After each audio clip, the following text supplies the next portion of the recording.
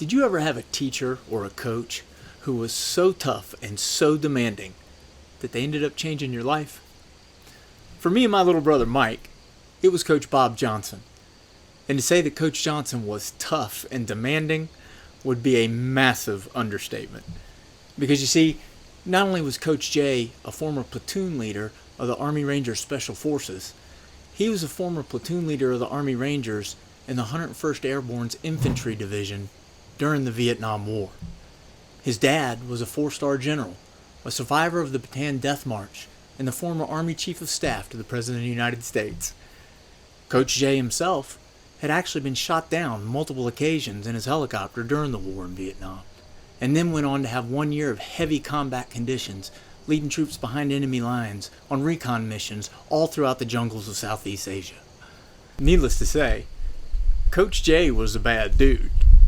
And if he ever had to yell at you, raise his voice, and get after you for something,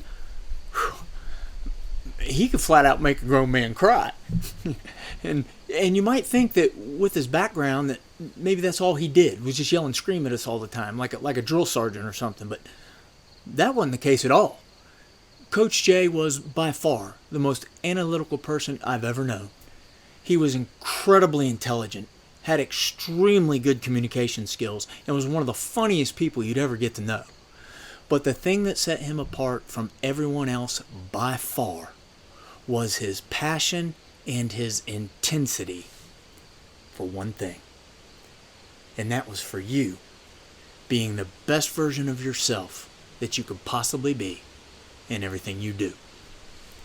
And if you weren't living up to those standards in his eyes, then you were going to hear about it, as would everyone else within a shout's distance. Matter of fact, Mike and I used to sit around and argue about which one of us we thought wet our pants the worst the first time Coach J ever had to yell at us and get after us for something. And we'd sit around and we would debate just how many different ways we thought Coach Johnson probably could have killed us with his bare hands if he really wanted to. So anyways, Mike and I are sitting around one day and we're just telling stories about Coach Johnson. And Mike starts telling me the story about his first year in college when he first had Coach J in class. And keeping in mind that when Mike first went to college at that point in his life, Mike was he was walking to the beat of a different drummer back then. You know, Mike was he was a flat out wild child. Mike was very high on the social scene, very low on the academic scene. He was not being the best version of himself. And I think if you asked Mike, he would even tell you that at that point in his life, he was actually being the worst version of himself.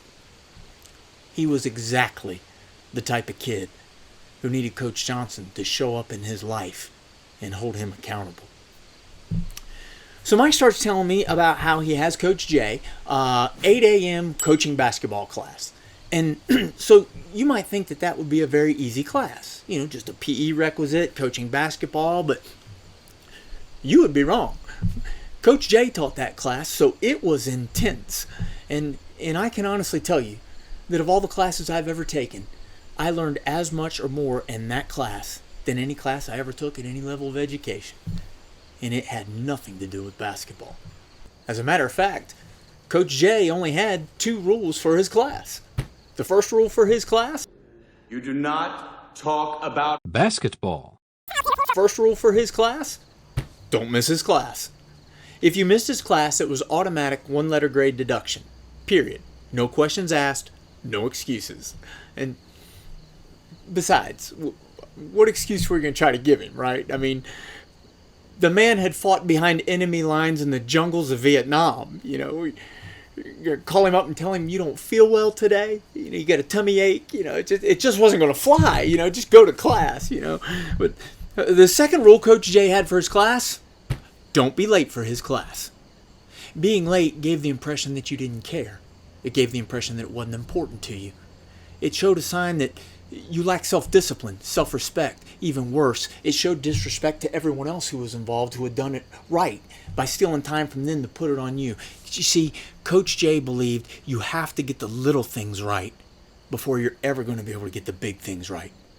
And most of the time, he'd stand there at the doorway as class was getting ready to start, staring at his watch, which ran faster than everybody else's. And right when the second hand hit 8 o'clock, he'd shut the door.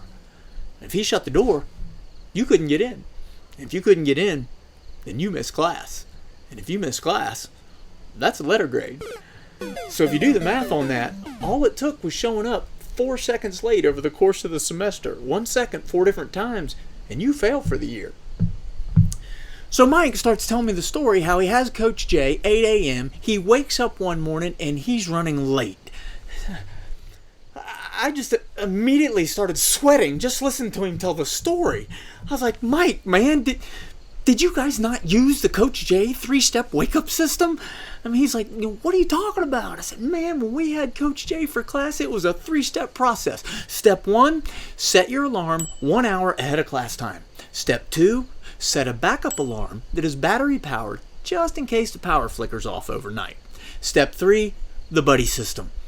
If you wake up and it's time to go to class and your buddy isn't with you, you go pull them out of bed because they've overslept and there's to be no man left behind. And so Mike says, well, yeah, I should have maybe done that because I didn't do that. And he said, to top it off, on the way to class that day, Mike remembered that it was Thursday. And Thursday, as we all knew, was biscuits and gravy day at the cafeteria. And at this point, Mike starts reminiscing. Do you remember the biscuits and gravy? How big and fun, how awesome they were. I just interrupted him. I was like, Mike, no. That's good gravy. I said, man, leave the biscuits behind. Yes, they were good, but they are not worth dying over. Man, get to class. I said, you didn't. He said, I did. He said on his way to the King Center where Coach J had class, he decided he had to go get some biscuits and gravy. He goes into the cafeteria to get his biscuits and gravy, comes out. Now he is pushing every second to the limit. He gets over to the King Center, runs to the door, starts sprinting around the corner. He sprints straight down the hallway. Coach J's door was the last room on the right. Mike gets down to the hallway, gets right to Coach J's door, and right when he gets there, Coach J's smiling at him. Shuts the door on him. Mike was like, oh, man. And he was standing out in the hallway, and he didn't know what to do.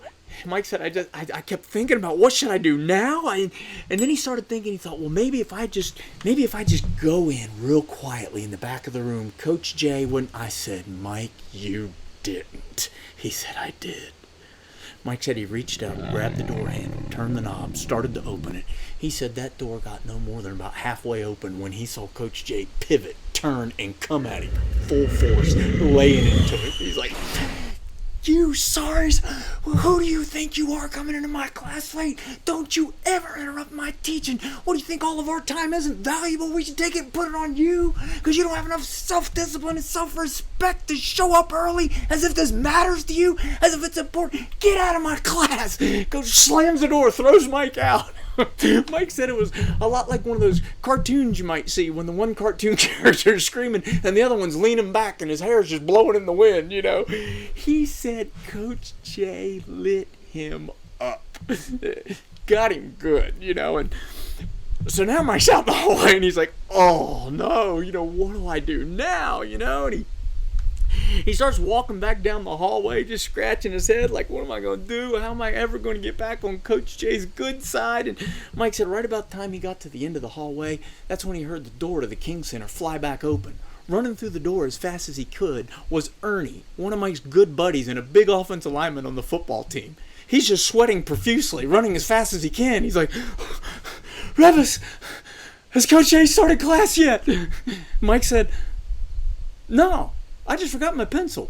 Go on in. I said, Mike, if you'd have done that to me, I would have killed you. He said, yeah, Ernie didn't think it was that funny, but so anyway, so now he and Ernie have both been thrown out of class. They're out in the hallway. They're trying to figure out what to do. They're like, man, should we just stay afterwards and apologize to Coach? Should we set up an office meeting with him and go talk to him about it? Should we just leave campus and never come back again? What should we do? And about that time, they remembered that lots of times during class, Coach J would take the kids out of the class and head into the gym. Go to the basketball court and start doing walkthrough demonstrations on the court, the basketball court that has since been named for Coach Johnson. And So Mike and Ernie decided that they were going to take a chance. So they go up into the bleachers in the gymnasium, get way off to the side, over out of the way, take their notebooks, open their notebooks up, take their pencils, and sit there quietly, just waiting to take notes. Sure enough, about halfway through the class, here comes Coach Jay and the kids coming down to the gym to do the walkthroughs. Mike said Coach Jay walked through the gym door, and right when he did, he saw Mike and Ernie out of the corner of his eye. And he looked, and he did a double take. And he looked straight back ahead, never stopped walking, clenched his teeth, and just... Because you see, whenever Coach Johnson clenched his teeth and gave that slight little head nod of approval, you knew that you had done something right, just as much as he would let you know when you had done something wrong.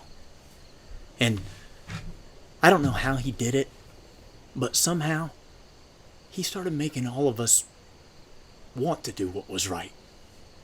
Not just so that he wouldn't yell at us or so that we could get that head nod of approval, but somehow he started making us want to do what was right. Because it was the right thing to do. My little brother Mike has since gone on to win 4 state championships as a high school football coach. He still gets calls from kids all the time who used to play for him, calling him up, thanking him for what he did, for pushing them, making them be the best they could be, thanking them for the positive memories that he created as a result and the positive futures that they're also creating as a result. But I think of all the calls Mike gets, some of his favorites might be when he gets that call every week or two from Juan Thornhill, starting free safety for the Super Bowl winning Kansas City Chiefs. And throw intercepted. Juan Thornhill with a pick. Who also calls Mike up, thanks him for all he did for him when he was coaching him in high school. Mike will sometimes call me and tell me some of the stories Juan will tell about life in the NFL and what it's like. But you know, unbeknownst to everyone else, Mike will also occasionally, every now and then, send me a video. Because you see, Mike teaches adaptive PE to preschool special needs students. 8 a.m. And Mike never misses class. He has almost 200 sick days built up. He will not use them. And he is never late. Because it's important. Matter of fact, last semester, Mike spent a lot of the time trying to help one of his little students to learn how to pedal a tricycle all by themselves, so that one day they could have an activity to do at home on their own. And this is the day that that little fella finally learned how to pedal the tricycle for the very first time all by himself. Because you see, it doesn't matter if you're one of the most elite athletes on the planet or if you're a 3-year-old with severe special needs. Mike is going to hold his kids accountable for being the best version of themselves that they can possibly be. So if you're a student or an athlete who has a teacher or a coach who's very tough and demanding on you, hang in there and see it through to the end. Because I think one day you're going to see that there's a bigger picture involved. And if you're a teacher or a coach who's holding your kids to be accountable to being the best version of themselves that they can possibly be, thank you. And please don't ever stop doing what you're doing.